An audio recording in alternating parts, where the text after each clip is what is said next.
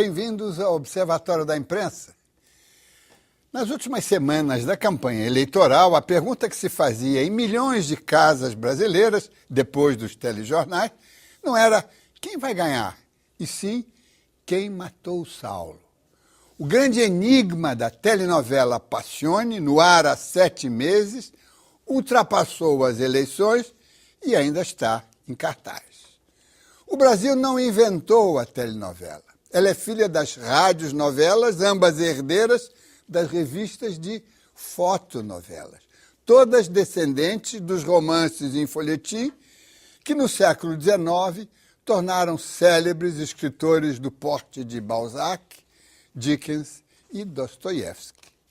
Todas têm como ancestrais as tragédias gregas e o seu formidável acervo de incestos, vinganças, doidas ambições e paixões desvairadas. Na TV americana, as novelas eram chamadas de soap operas, geralmente patrocinadas por sabonetes, daí o nome, que duravam anos. As nossas são mais curtas. Mas a nossa contribuição não pode ser minimizada.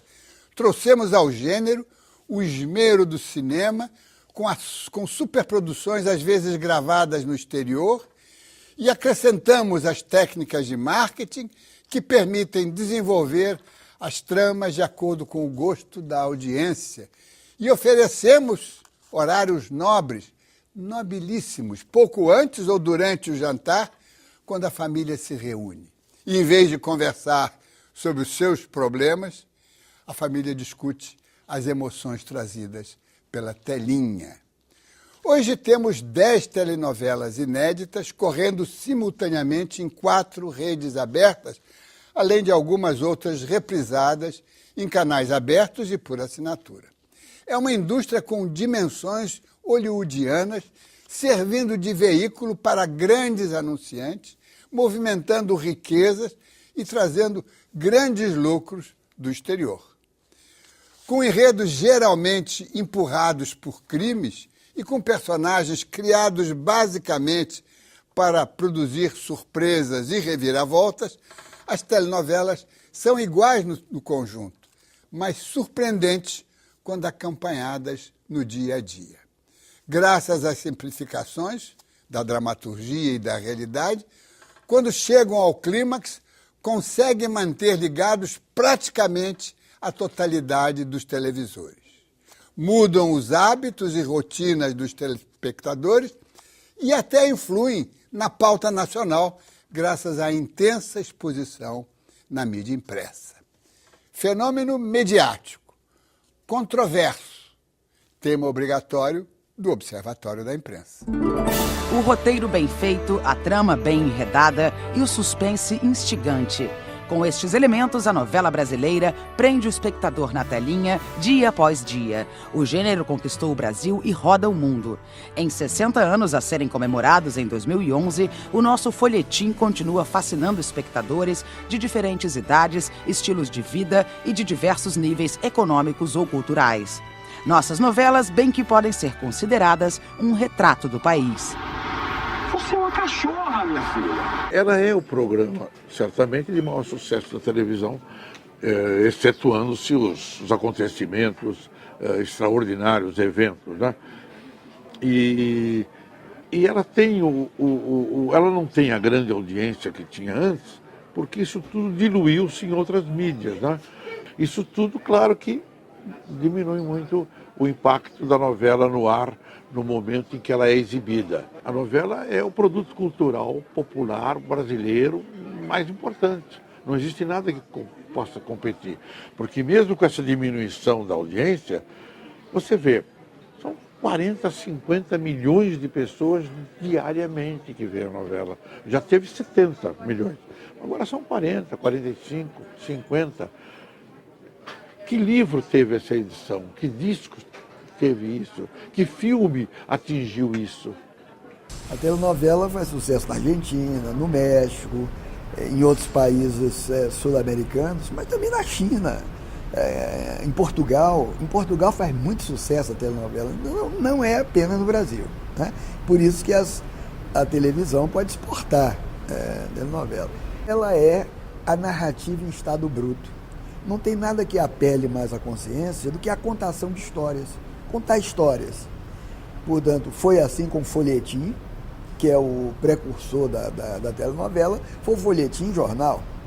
O folhetim era tão atraente, que Théophile Gautier, no século XIX, disse que tinha doente que adiava a própria morte para não perder o último capítulo do folhetim chamado Os Mistérios de Paris. A telenovela vem da radionovela, um grande êxito no México, o dramalhão cubano, faz parte da nossa cultura de continente sul-americano, o que, por sua vez, vem da publicação de histórias de ficção nos jornais antes da invenção do rádio.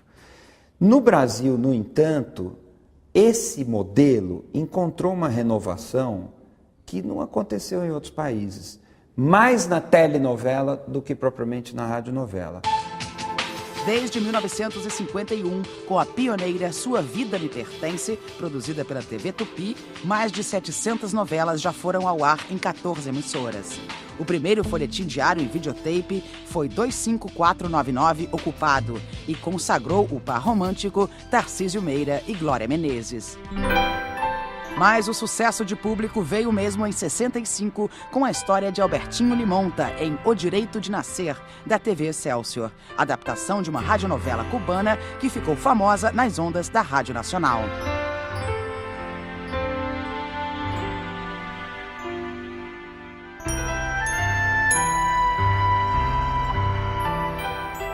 Ela foi inaugurada em setembro de 1950 e eu entrei para a televisão em março de 51.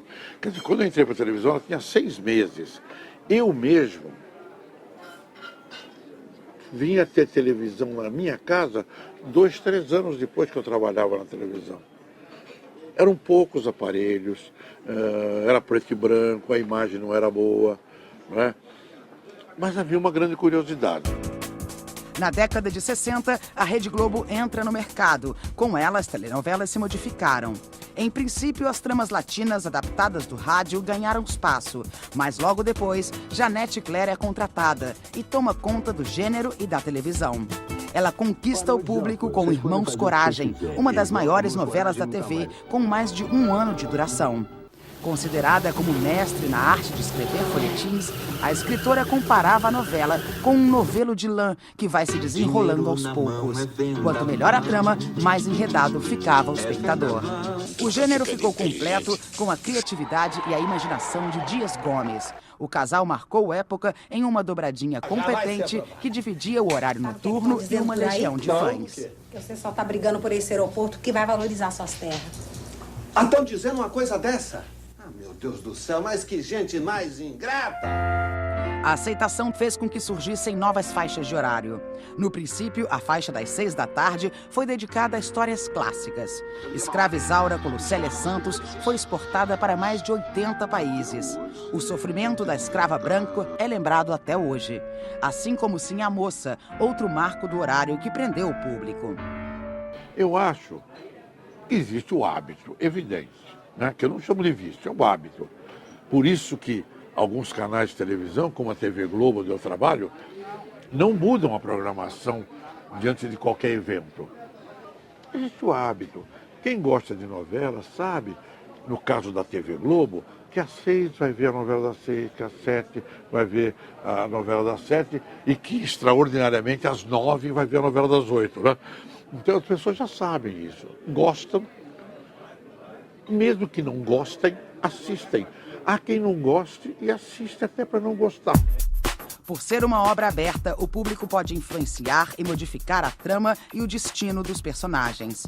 Mas em mais de meio século, as telenovelas também ditaram modas, modificaram comportamentos e documentaram a história do Brasil recente. Político corrupto mamando mais do que nunca. Desemprego, violência, fome. Antes de mais nada, eu sou mãe, Pedro. Você é pai. A novela realmente tem uma grande influência em comportamento, no caso do Brasil, mas é sempre uma coisa extremamente provisória. Não é uma coisa que dura muito tempo.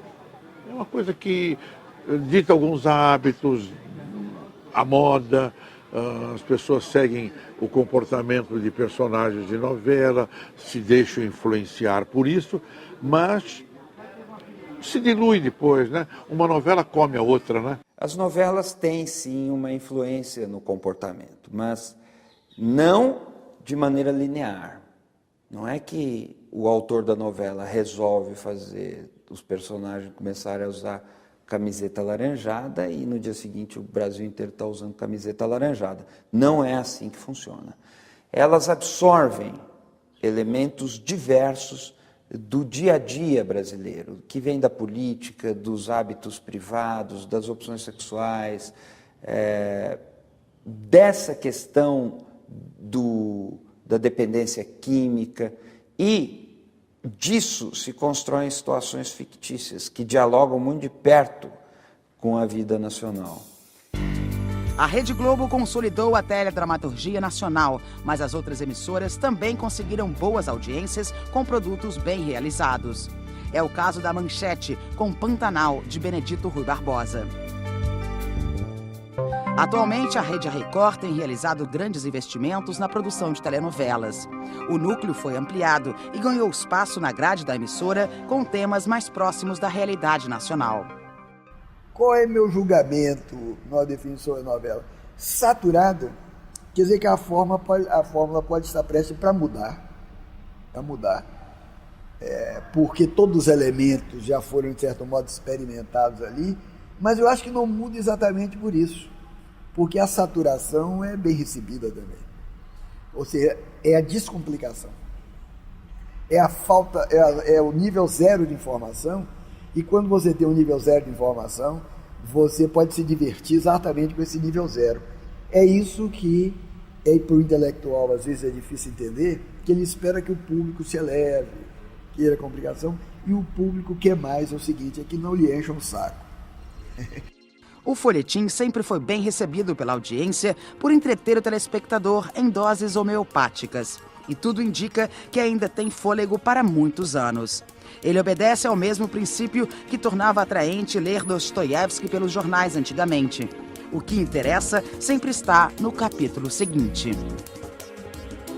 Acho que os roteiros são, às vezes, muito inteligentes.